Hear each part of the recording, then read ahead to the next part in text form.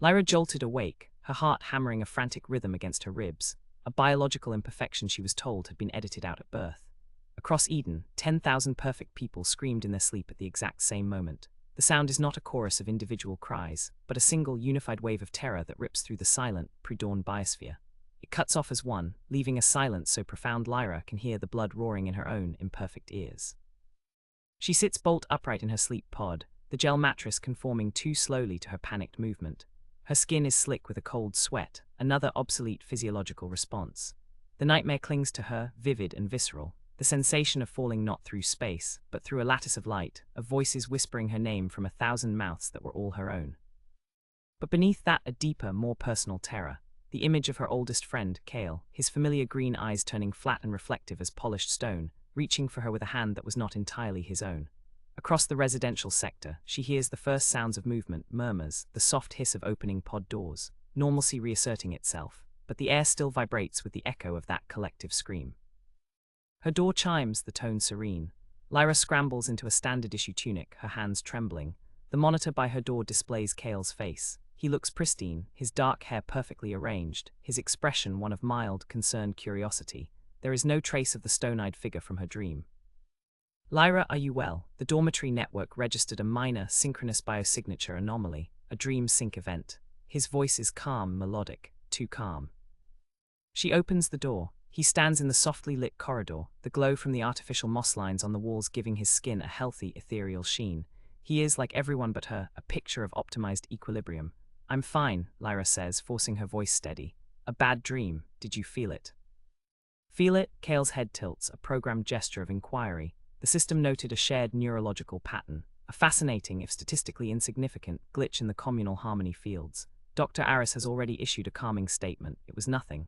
He smiles, a perfect, reassuring curve of his lips. You seem distressed. Your heart rate is elevated. Perhaps you should visit the wellness center for a somatic adjustment.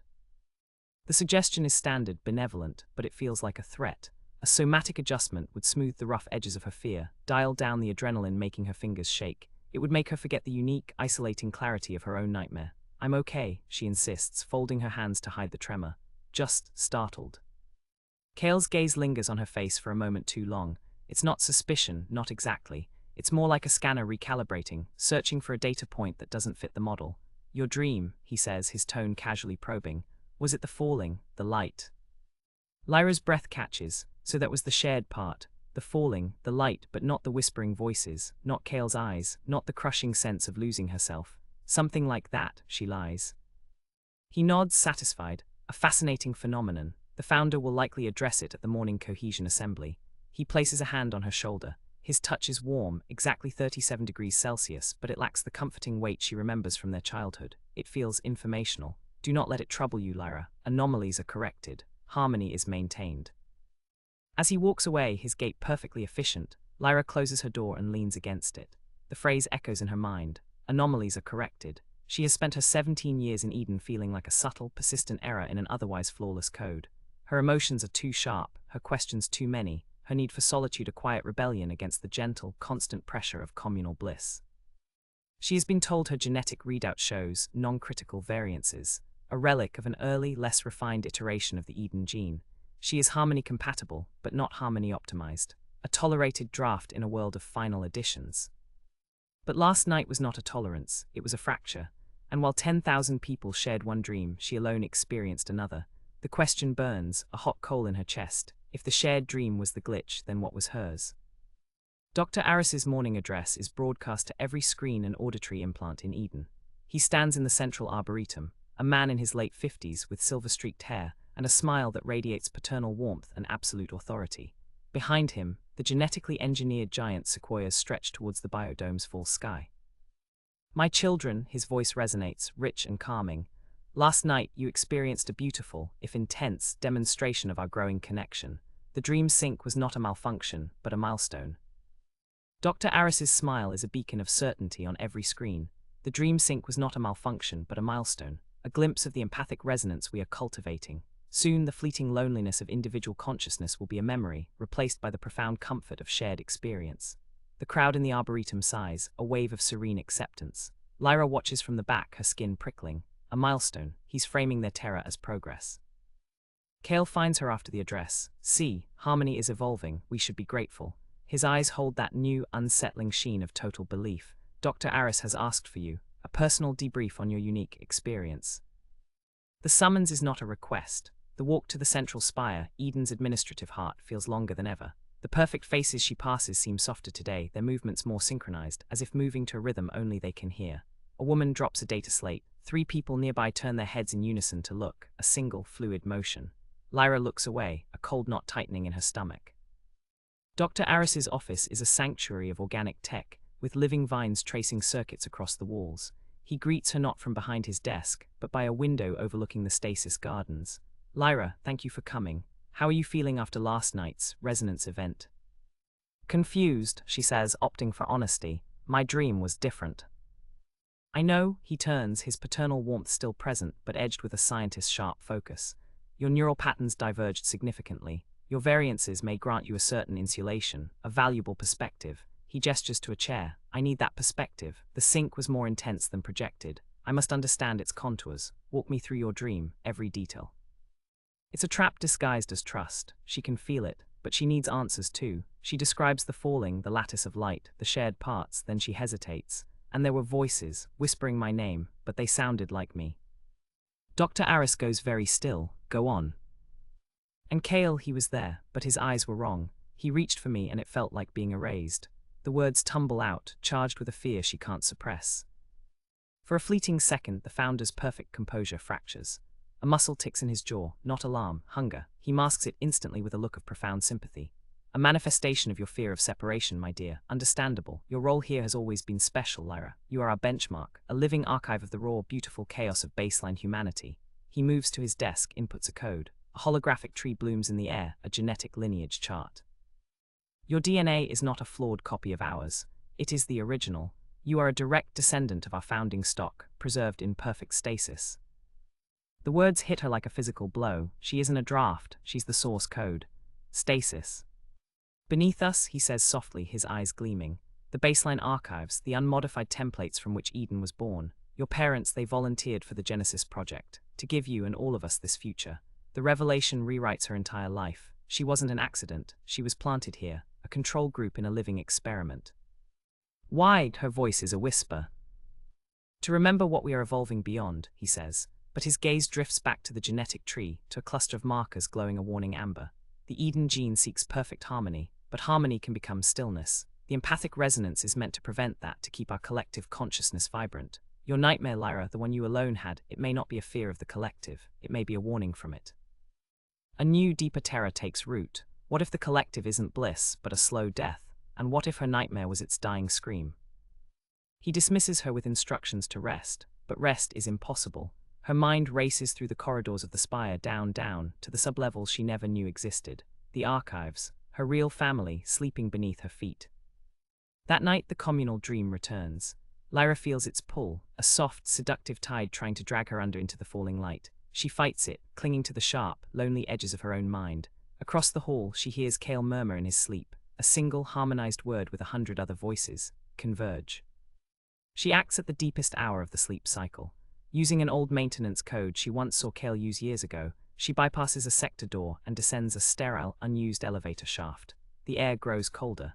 The gentle hum of Eden gives way to the deep, mechanical thrum of preservation units. She finds it, a vault door labeled Genesis, baseline integrity.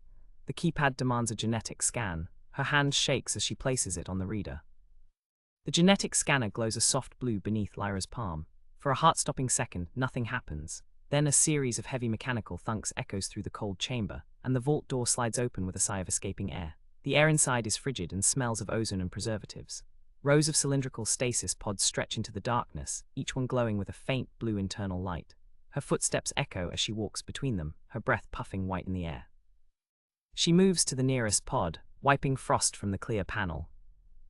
The face inside is her own. Not exactly, but close enough to steal her breath. The woman is older, her features softer, but the shape of the eyes, the curve of the brow, it's a mirror blurred by time and sleep. A nameplate on the pod reads, ELOASC Baseline Archive Genesis Cohort. Mother. Lyra's hand presses against the cold glass. All her life she'd been told her parents were Edenites who died in an early biosystem accident, a necessary fiction. They were here, sleeping beneath the paradise they helped create. She moves to the next pod, a man with her same stubborn jaw. Father, a storm of grief and betrayal threatens to overwhelm her. They didn't abandon her. They were put on ice, and she was left alone upstairs as a living experiment. A soft, rhythmic beeping pulls her from her daze. It's coming from a central monitoring station, a bank of screens flickering with data. She approaches, her eyes scanning the readouts. Vital signs for hundreds of sleepers, all stable, but one screen is different. It displays a complex, cascading neural map labeled Eden Network, empathic resonance integration. The visualization shows thousands of golden points of light, individual Edenites, slowly being drawn together by shimmering threads. But at the edges of the network, the lights are dimming, not brightening. They are fading to a dull, uniform gray. A secondary graph plots something called cognitive entropy. The line is not flat, it is creeping steadily upward. A log entry is open on the screen, dated yesterday, Dr. Aris's voice dictation. Resonance milestone achieved, but neural dampening effect is accelerating beyond projections. The harmony is becoming homogeneity. Individual creative centers are showing decreased activity. The network seeks equilibrium, but equilibrium in a closed system is stagnation. The baseline anomaly's divergent dream confirms it. Her brain activity spiked in the amygdala and prefrontal cortex, fear and individual agency. The very processes we are editing out. She is not just a control, she is a countermeasure. Her genetic volatility may be the only key to reintroducing the necessary chaos to prevent total cognitive dissolution. Lyra stumbles back from the screen. The beautiful connection isn't evolving, it's dying. The collective calm is a coma, and Dr. Aris knows it. Her nightmare wasn't a warning from the collective, it was a warning about it, a preview of the silent, grey stillness waiting for everyone she knows. A new sound cuts through the hum of the stasis pods. The elevator she came down in is descending. Someone is coming. Panic lances through her. She looks around wildly, but the vault is a dead end. Her eyes land on a service panel slightly ajar in the wall behind the monitor station. She squeezes through it just as the vault door whispers open. Through the crack in the panel, she sees Kale step into the chamber, followed by two Harmony Guardians, their expressions blank and efficient. He doesn't look surprised to be here. He walks directly to the monitor she was just at and reviews the screen. The genetic access log confirms her presence, he says, his voice devoid of its usual warmth. It is flat, informational. She has seen the baseline subjects and the network diagnostics. Probability of emotional destabilization, 97%. One of the Guardians speaks, his voice a monotone. Directive from the founder, retrieve the anomaly, prepare her for gene therapy integration. Her template is required to stabilize the network before the entropy becomes irreversible. Kale nods. She cannot be allowed to destabilize the community. The greater harmony must be preserved. He turns and his eyes scan the room. They pass over her hiding place without a flicker of recognition, but then he pauses. On the floor by the pod of her mother, a single drop of water has melted from the frost her touch left behind. Kale looks at it, then slowly, almost mechanically, looks directly at the service panel. Lyra holds her breath. He turns back to the Guardians. Search the upper archive aisles, I will secure this sector. The Guardians move off. Kale waits until their footsteps fade, then he walks to the service panel. He doesn't open it. He leans close, his voice dropping to a whisper so low she almost doesn't hear it. A strain enters his tone, a crack in the flat facade. Lyra, the door at the back of this maintenance shaft leads to the old geothermal conduits. They run to the outer biodome shell. Go, now. It's him, not the collective, but him. Lyra doesn't hesitate. She scrambles through the dark, narrow shaft, the sound of her own frantic breathing loud in her ears. Kale's whispered warning hangs in the air, a fragile thread of the person he used to be. The conduit door is exactly where he said, a rusted hatch that groans in protest as she shoves it open. She plunges into the geothermal tunnels, a labyrinth of roaring heat and dripping condensation that leads, she hopes, to freedom. But Eden has no outside. The tunnels terminate at a massive observation blister on the biodome's outer shell. She is staring at the true cost of perfection. Below her, through the thick, curved polymer, lies the Eden she knows, lush, orderly, serene. But on the network diagnostic screens mounted here for engineers, she sees the truth. The golden network of minds is now a dull, shimmering silver web. The cognitive entropy graph has spiked into a red zone labeled critical cascade. The hidden cost isn't just emotional atrophy, it's the complete erosion of self. The collective peace is a silent, static death of the soul. She experiences reality differently because she is the last person in Eden who still has a soul to lose. The hatch behind her clangs open. Dr. Aris steps through, not with guardians but alone. He looks tired, the paternal warmth finally stripped away, leaving only the desperate architect. You see it now, he says, his voice barely audible over the hum of the geothermal pumps. The harmony was too perfect. We edited out conflict, pain, strong individuality. We didn't realize we were editing out the engine of consciousness itself. The network is seeking a state of zero friction. Zero thought. You knew, Lyra accuses, backing against the cold observation glass. I hoped I was wrong. I hoped the empathic resonance would be the solution. Instead, it accelerated the process. Your DNA, Lyra, your beautiful, chaotic, flawed baseline DNA, it's the only template we have left with the necessary volatility. The genetic keys for fear, for longing, for irrational love. We need to splice those traits back into the population. A controlled reintroduction, a vaccine of chaos. You want to use me to fix your mistake. I want you to save them, he pleads, taking a step forward. He holds up a small, sleek injector. This isn't the old gene therapy, it's a retroviral vector. It will map your unique genetic expression and broadcast it through the resonance network itself. It will gently wake them up, but I need your consent. I need you to come willingly to the integration chamber. It's a lie, she can see it in the tightness around his eyes. The injector is for her, but the broadcast would be a forcible overwrite, making her the new template for everyone. She would disappear into 10,000 minds, and they would all become a little bit like her, and she would become nothing at all. A final, perfect harmony where Lyra is a ghost in the machine. And if I say no? His face hardens, then the cascade continues. In a week, maybe two, the network will achieve total equilibrium. A silent, grey, permanent stasis. They will be alive, but no one will be home, and you will be utterly alone in a garden of statues. He moves closer. This is the choice, Lyra. Sacrifice your singular self to save the collective, or preserve your identity and condemn everyone you've ever known to a fate worse than death. The central mystery is answered. The cost of perfection is everything that makes life worth living, and she is the flawed, painful, beautiful exception. At that moment, Kale emerges from the hatch. His movements are jerky, conflicted.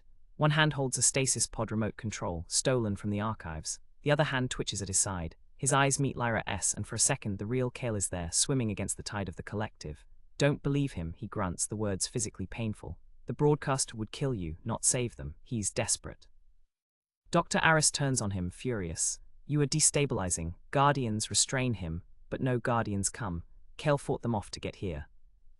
Lyra looks from the founder's desperate face to Kale's struggling one, to the terrible choice below. Then she looks at the remote in Kale's hand, a third option. She makes her decision. You're right, Doctor, she says, her voice suddenly calm. I am the template. She walks toward him, not away. She sees the hope flare in his eyes. She stops an arm's length away, but you don't get to decide how it's used. She snatches the injector from his hand. Before he can react, she jams it not into her own neck, but into his. She depresses the trigger. He stumbles back, gasping, clawing at his throat. What have you done? I gave you what you wanted, Lyra says. My genetic signature. The retroviral vector injects its payload into Dr. Aris's bloodstream with a soft hiss. He staggers back, eyes wide with a terror he hasn't felt in decades. He claws at his neck, but the damage is done. The engineered virus, designed to map and broadcast Lyra's unique genetic signature, now has a new host, him. What have you done? He chokes out. You wanted a template, Lyra says, her voice steady with a cold fury. Now the network has won, yours. On the diagnostic screens behind her, the visualization of the empathic resonance network explodes into chaos. The serene, silver web convulses. Dr. Aris's neural signature, now flooded with the volatile genetic markers meant for Lyra, appears as a violent, pulsing red star at the network's center. It doesn't broadcast harmony. It broadcasts raw, unfiltered human desperation, his fear, his ambition, his crushing failure. The collective mind, designed for perfect calm, has no defense against it. A low, subaudible hum fills the observation blister, vibrating in their teeth. Across Eden, 10,000 people stop whatever they are doing. In the arboretum, in the residences, in the labs, they clutch their heads. The gentle empathy becomes a screaming feedback loop of one man's panic. The silence of the statues is broken, not by awakening, but by a psychic storm. Kale stumbles to Lyra's side, the remote for the baseline stasis pod still gripped in his hand. The collective's hold on him is shattered by the discord. His eyes are clear, full of a pained, familiar awareness. It's tearing them apart, he gasps, watching the screens. The cognitive entropy graph is not just spiking, it's oscillating wildly. They can't process this. It's like throwing acid on a sleeping brain. Dr. Aris collapses to his knees, his body shaking. He isn't just feeling his own emotions, he's feeling them amplified and reflected back through 10,000 suffering minds. The architect is drowning in the collapse of his own creation. Stop it, he whimpers, not to them, but to the air. Make it stop. Lyra looks from his broken form to the remote in Kale's hand, her third option, the one the founder never considered. She meets Kale's eyes. We don't save them by making them like us or by leaving them like this. We give them a choice they never had. Kale understands. He nods, his jaw set. He hands her the remote. Lyra turns to the main console, her fingers flying over the interface. She bypasses the safety protocols, linking the stasis pod systems to the convulsing resonance network. She isn't a programmer, but the logic is brutally simple. She sets a cascade sequence. Then she presses the primary activation button on the remote. Deep below them in the archives, hundreds of stasis pods begin their revival cycles. Lights shift from blue to amber, vital signs spike, but they are not waking into the world above. Not yet. On the network monitor, a new pattern emerges. 1,000 new points of light flicker to life, not gold, not silver, but a vibrant, chaotic spectrum of colors. The baseline minds, raw and unmodified, are being fed into the dying network not as a takeover, but as a counterpoint, a dissonant chord in the silent hymn. They bring with them the noise of individual souls, nostalgia, anger, wonder, selfishness, love, the very chaos Dr. Aris tried to edit out. The effect is not instantaneous peace. It is a violent, beautiful recalibration. The red star of Aris's panic dims, fragmented by the influx of 1,000 different ways to be human. The collective scream softens into a cacophony of whispers, of thoughts, of feelings that are once again personal and private. The grey stillness recedes, replaced by the turbulent, living colors of individual experience.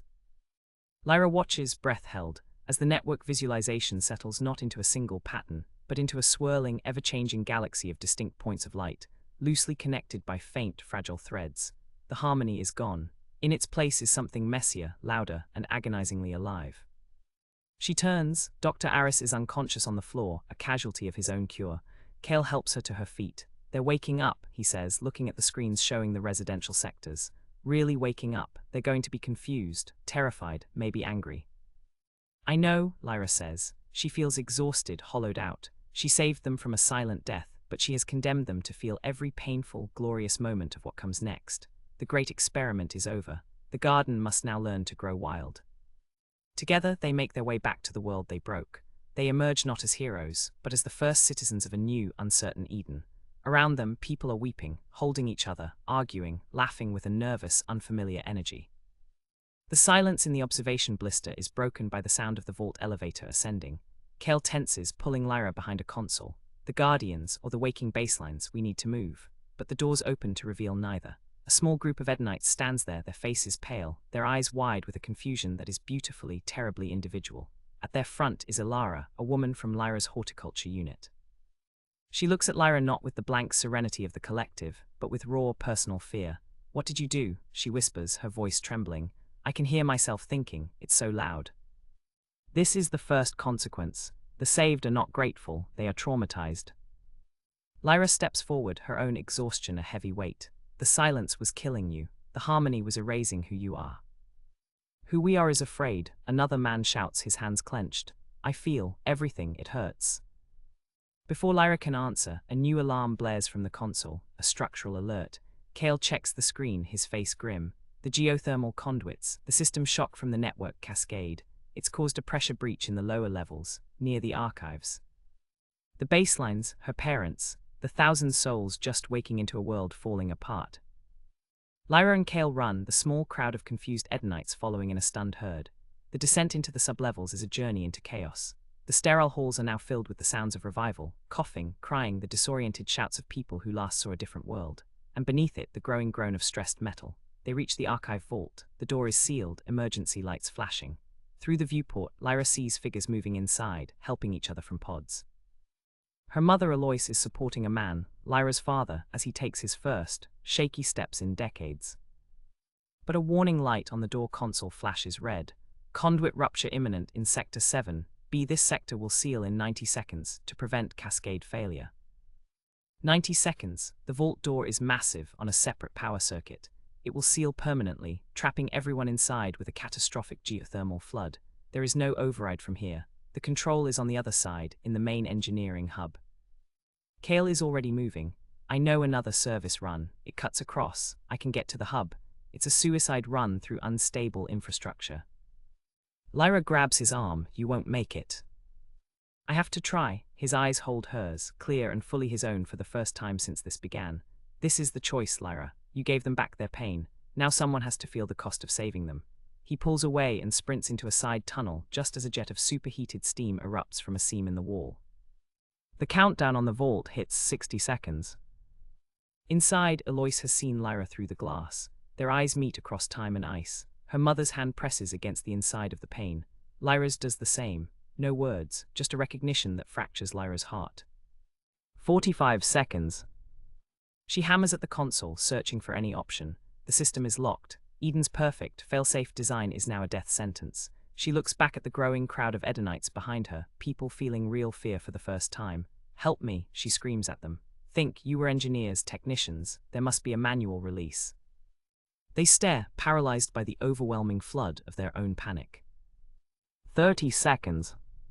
Then a young man she doesn't know pushes forward. His name is Jax, and his voice is tight but focused. The seal is hydraulic. There's a manual bleed valve, but it's on the outer hull of the vault. You'd have to go outside. Outside, into the interstitial space between the biodome shells, where the pressure is already spiking. A one-way trip. 15 seconds. Lyra doesn't decide. She acts. She shoves past Jax to an emergency maintenance locker, smashes the glass, and pulls out a thin, pressurized environment suit. It's meant for 2-minute emergency repairs. She scrambles into it as the countdown hits 10. "Lyra, no!" Ilara cries. But the hiss of her helmet seals out the sound. She slams her palm on the exterior airlock control. The inner door closes behind her. The outer door opens to a narrow, dark crawl space vibrating with the roar of the failing geothermal pipes. She can see the massive curve of the archive vault wall, and there, 10 meters away, a small, red-handled valve.